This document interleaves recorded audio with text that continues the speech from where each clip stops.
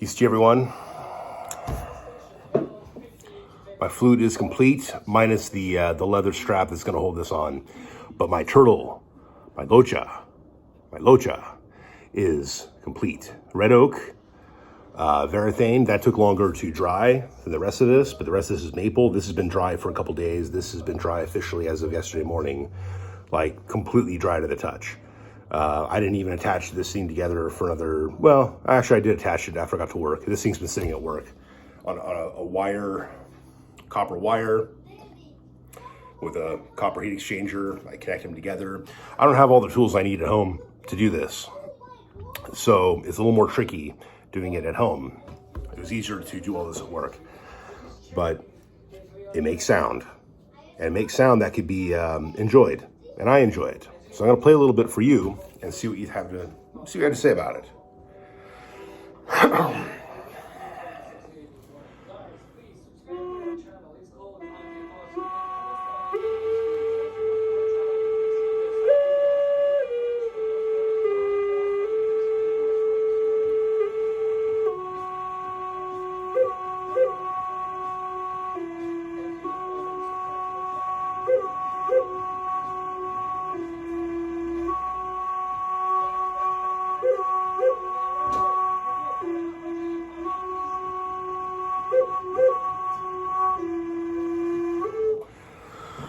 Well, that last part was anticlimactic, but little thing I'm composing. But that's my native American style flute. You can see that it's kind of rough on the inside. I'm going to actually add some oil to those little dry spots. But I sprayed varathane in each half of this because this is two parts, not counting the turtle. But I used some spray varathane on each side to kind of fill in some of the extra little scratchy areas from the chisel, because I didn't have a gouge. So these weren't round cuts. These were, you can see I was using, well, maybe you can tell, I was using a flat chisel. And I used a file to try to make it a little bit nicer, but it's kind of hard. There's a couple little spots, that, a little corner right there that's, I'm not really too happy about. And also, right there. I could have rounded out the outside a little bit more, thinned it out. But the truth is, I don't want to, file this thing, too thin. I mean, in some spots, it almost seems kind of squarish. And right here is intentionally so because of the block. So you got, and I'm going to replace a zip tie with leather thong. But there's a channel. It's about maybe the thickness of like 4 pieces of paper. That's kind of what you want.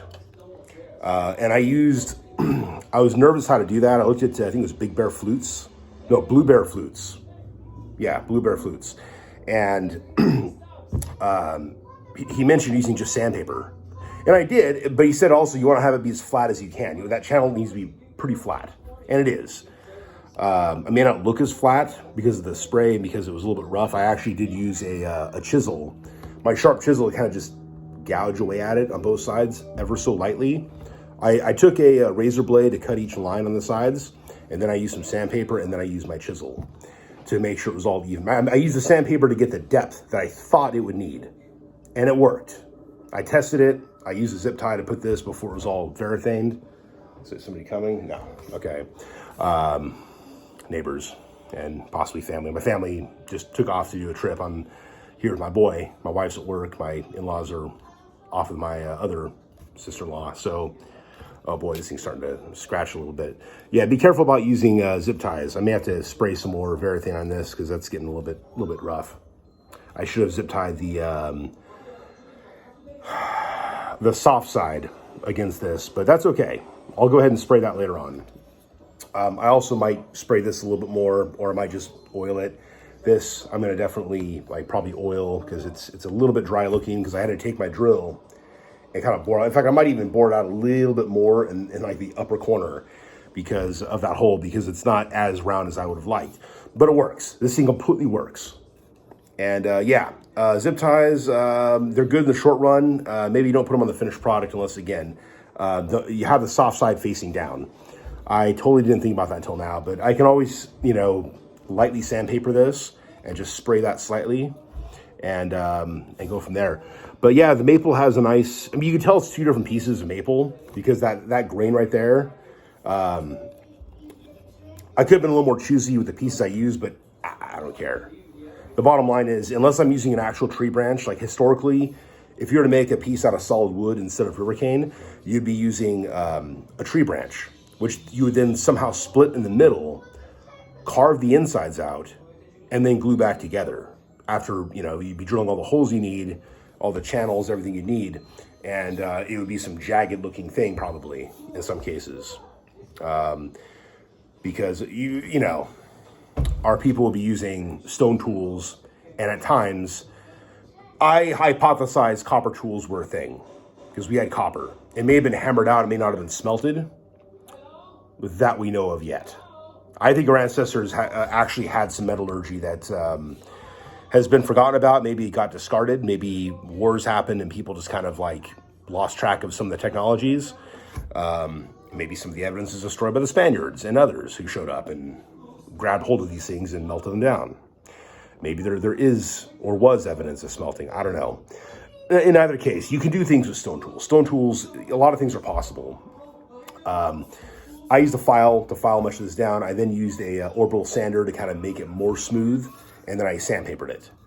I didn't use a hand crank drill on this. I used my my Milwaukee impact driver with my drill bits. And of course, I use a steel chisel to chisel that out. And the channel that's in here, the chamber that's in here, likewise, I chisel that out. I kind of cut the hole a little bit with a box cutter, and then I, flaked away at it, with my chisel, which is nice and sharp, like I said, and then I glued it on, and then I drilled it out, and then I had to, after spraying it, I had to do some more drilling, and after a final spray, I've got to re-drill it. And then again, I think I got to respray this, but I'm going to wait till I find some leather thong, which I probably have in one of my leather boxes somewhere. But yeah, this thing has a voice. Like I said before, I'm using the Seminole style turtle. The head, this should actually be a little bit longer, but check that out. The way I made this, the turtle could be facing away from me as I'm playing or facing me as I'm playing, because the tail is off the ground. The head is off the ground. So you've got, you can flip it either way. The most important thing is that the bottom of this thing has to be really nice and flat. And I also, it was already factory cut from the piece of red oak I used on my boar club. And then I actually have a couple more pieces of wood I can use to make another flute, which I'm going to do eventually. So I want to see how an all red oak flute looks. It'll also have a turtle insignia probably, because I'm Turtle Clan. I'm a Lojungi. So that's what I'm going to do. And yeah, this is fun stuff. I really enjoy this. I enjoy playing this thing. My family, my in-laws like to hear it. The guys at work, they thought this was something else from this side. You're like, oh, what's that? Right? And then they saw the holes, like, oh, it's a flute. It's like, yeah, it's a flute. It's not something else. all the jokes at work. It's a fun place to work. But yeah. But no, they thought it sounded nice, and it does. I think it sounds nice. I was using the W. Ben Hunt design. So the thing about W. Ben Hunt, I think it was William Ben Hunt. He was the guy that made a lot of Native American crafts, and he made books on the subject. And what's really great is that I'm pretty sure some of the information in those books made it to probably countless Boy Scouts of America and Cub Scout type of craft sessions, because there's some good stuff there, like how to make drums, how to make war bonnets, how to make all kinds of stuff. And he's trying to use as close to authentic patterns as he can, or as he was able to. He's passed away, I think probably back in the 70s or 80s, but he did a lot of good stuff. And I mean, that's where I got this design from. And to be honest, it lines up pretty well with what I've seen others do. Like, for example, here's the second hole. There's a hole here, there's a hole here, and there's a chamber in the middle, right? You blow here, the air goes up, and then because this is flat on top of that hole, the air goes to that little thin chamber, and it basically goes over that hole right there. It's almost like the turtle's breathing, but it also goes down. It's like he's breathing it back down. Some of it does, you can feel it. As your finger's on the note here, you can actually feel the air hitting that finger. But it also goes into this chamber, and then it comes back out the holes and the other end. So, what was I getting at with that? So, other flute companies, I'm not a company, but I just say flute companies that I've seen that make Native American style flutes frequently use this style. Now, I've seen other guys that, they'll add they'll glue sections of like walnut or what other stuff. This might be a whole different wood altogether, just so the mouthpiece is made of a more exotic type of wood. They might actually have little bits of, turquoise glued in between sections of it. There's a lot you can do with this. I'm not going to do any of that because I'm not quite that advanced yet. But I love maple. And I've worked a lot with red oak. White oak is stronger as far as grain goes. That's why I didn't use boiled linseed oil. I might use it on the inside to make that less dry. And since this is an oil-based Varathane anyway, who knows, it might actually work out fine having the linseed oil, but we'll see. I want the linseed oil to actually sink into the wood. That's the thing. So I may or may not do the inside of this because it's already Varathane with oil-based Varathane. So, but yeah, there's different ways of doing this. But basically, yeah, this two-part design is the standard way of doing it. It's the historical method of doing it. I don't know if the holes where they're set up are 100% historical, but I know that Woodrow Haney, the great Woodrow Haney, I think he said to use and I wasn't following his patterns. I already had drilled this stuff out before I even saw what he had to say about it, because there's old archival footage. But basically, the width of your hand between like that hole and this hole, and then use your thumb, I think he said, between each hole. And I mean, if you think about it, that actually, that's pretty... well, at least like the width, that part of my thumb, that's pretty spot on to get the notes you're looking for. So, Blue Bear flutes, they're missing this hole. And here's the thing. I like to make a hole up here, possibly even up here on future flutes, just so I can get the higher notes if I'm going to be using this type of diameter. If I were to use a smaller diameter, I should be able to get a higher pitch with these notes, with these holes where they're at. So, anyways, there's a double chamber hole. Double chamber flutes. That's not what they're called. It's the drone flute. So you've got all the notes on one side, and there's an extra drone right here, and there's a couple holes. There's a bigger block, and it's interesting. I just recently watched a video on how to make one because it's kind of,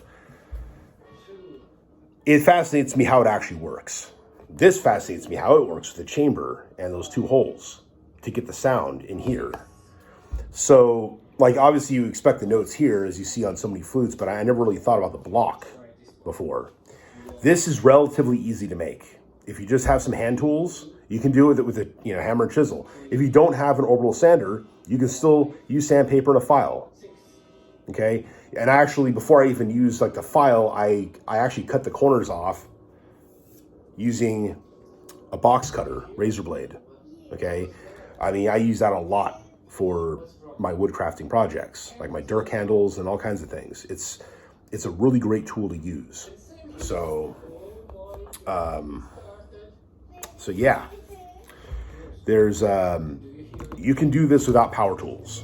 You can use a hand crank drill. Heck, you can take a box cutter and just simply drill it out that way if you want. There's all sorts of ways of doing this. If you just have a will, there's a way. So I'm gonna take a picture here. There we go.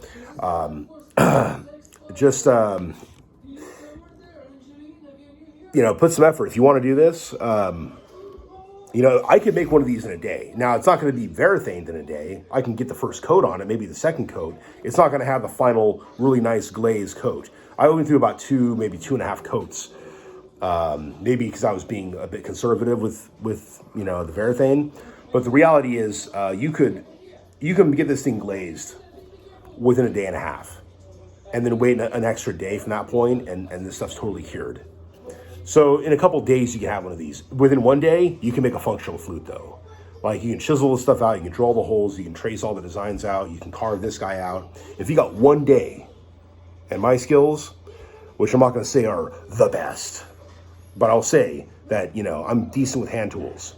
You can do this within a day. You're not going to have it varathaned within a day. Okay, that's the only part that's going to take a little more time because it's a finish.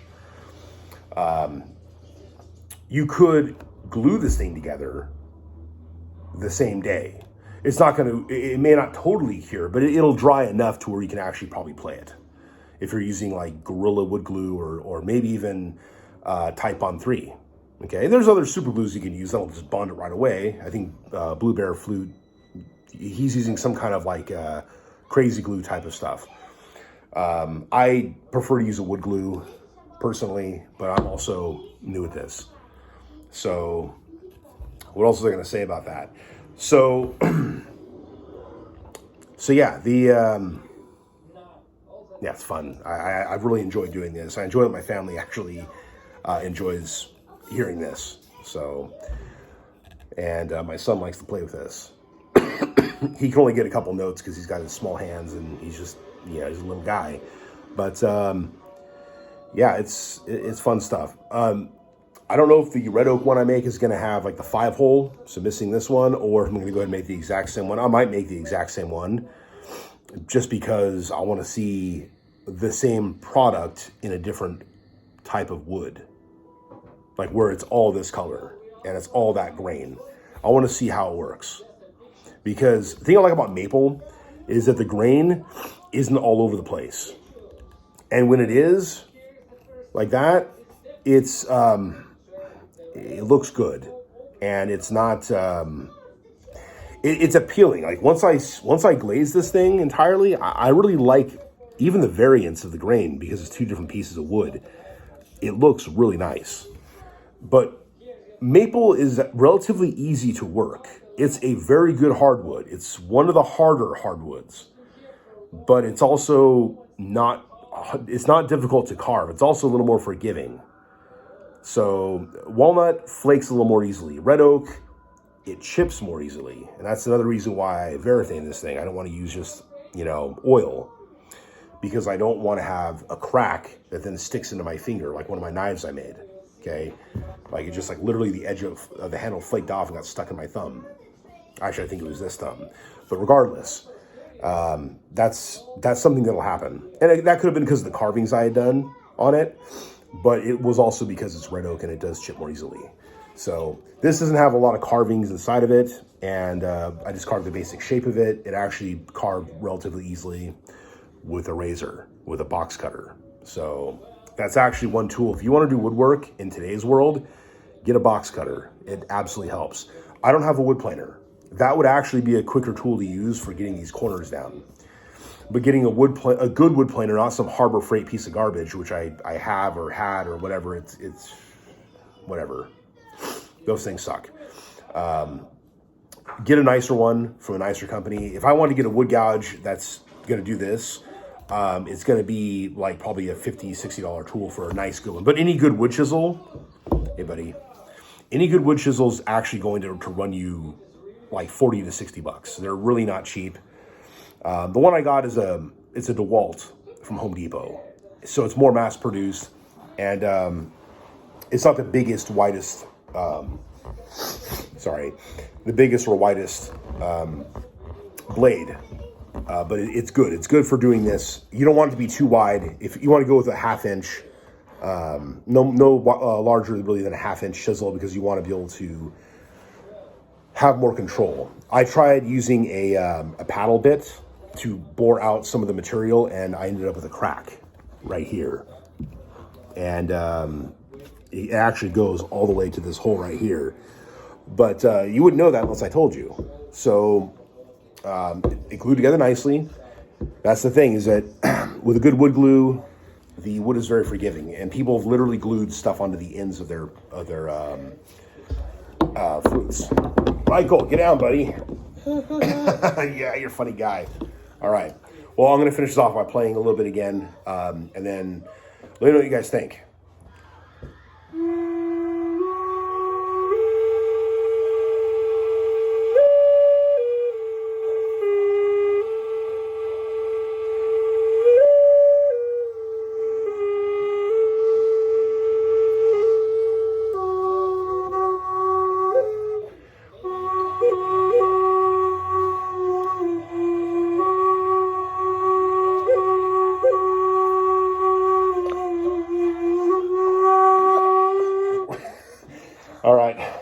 This kid is a center of attention.